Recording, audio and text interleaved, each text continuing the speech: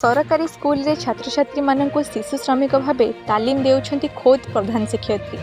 एभली अमानुषिक अशोभनीय घटनाटी देखा मिली ढेंकानाल जिला सदर स्थित राधादेईपुर उच्च विद्यालय।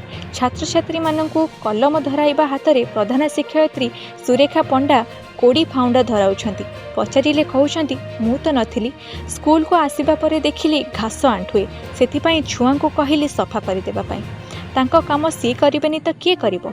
आउ भी पंडा दीदी कहउछंती ए होउची गाउली अंचल, एबेठु टिके टिके काम न शिखिले भविष्य रे करिवे कोन। एठी साधारण रे प्रश्न उठे जे सभिए पढ़िबे सभिए बढ़िबे, सरकारक नाराबाजी कहा पाई?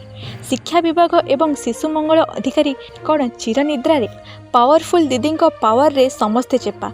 सांबादिकों को चेपा करने को मध्य चेष्टा करथिले। कहिले जे मोर रिलेटिव रे भी जड़े सांबादिक अछंती, एइटा मोर प्रथम भूल, किछि गोटे देई नै एइठी चापी दियो, नहले कथाटा भल हेबनी।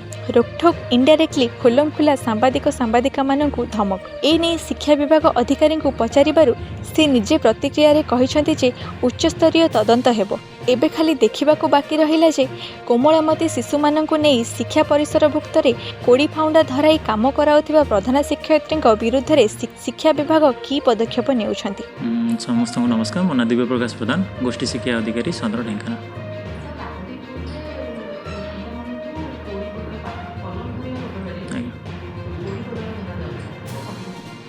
धन्यवाद। आपन गोटे खबर मुझे शुणिली, बर्तमान जानली। तो बर्तमान मुझे 2 दिन भितर स्कूल को विजिट करी, विजिट कलापर स्कूल कौन होती कौन नहीं घटना जानला पर नेक्स्ट एक्शन आम जान।